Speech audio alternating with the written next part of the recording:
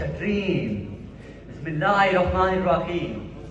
The strains on which I would share my strains based on a famous slogan: revolution is not a bed of roses.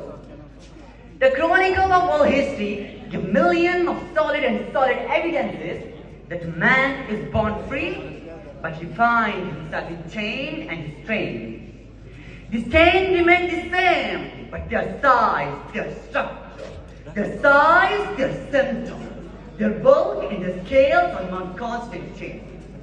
Mr. President, man is born free, but is constantly retained in a chasm of change.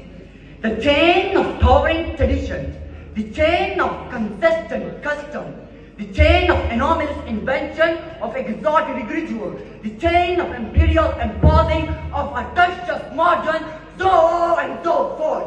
Mr. President, when the shackle of slavery, the chain of slavery was broken, a revolutionary chain took place on the birth of Pakistan.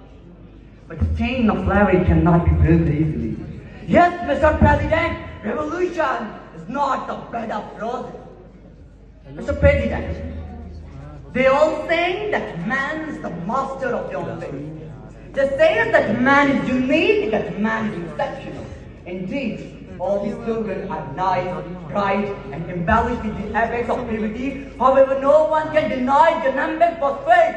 Since in time immemorial, man is struck in chains for this faith. Our Lord, Allah Almighty, has constantly launched a dreamer and gesture to get the man free from these handcuffs. But these handcuffs cannot be removed. Consistent resistance. It needs man to be rational. It needs man to be wise.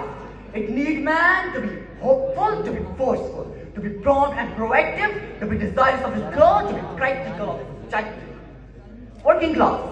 Mr. President, working class is extremely vital for human development and human existence. But the tragedy of their fate is that this class is in constant incarceration. Is that this class is a viscous state of poverty. Is that this class provides luxuries for others, yet themselves remain deprived of even small bit of life. They have nothing but tears. They have nothing except dishonor, except this degradation, except disregard, except this snowfall. Because, Mr. President, revolution is not a bed of roses. Furthermore, Mr. President, once a revolution succeeded, it is not guaranteed to bring immediate harmony and prosperity.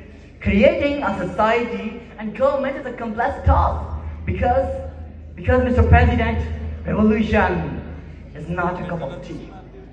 Mr. President,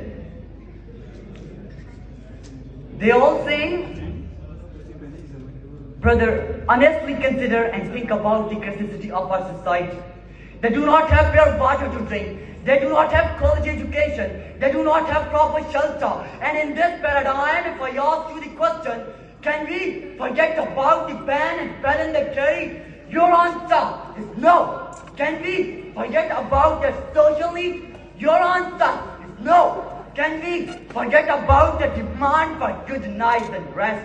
Your answer is no. And in this context, do they have anything left but change? Your answer is no.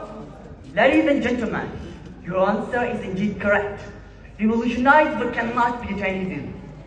It required great sacrifices from us, but it's only possible to break the chain of slavery. Otherwise, revolution is not a bed of roses, man. Not a bed of roses. Thank you.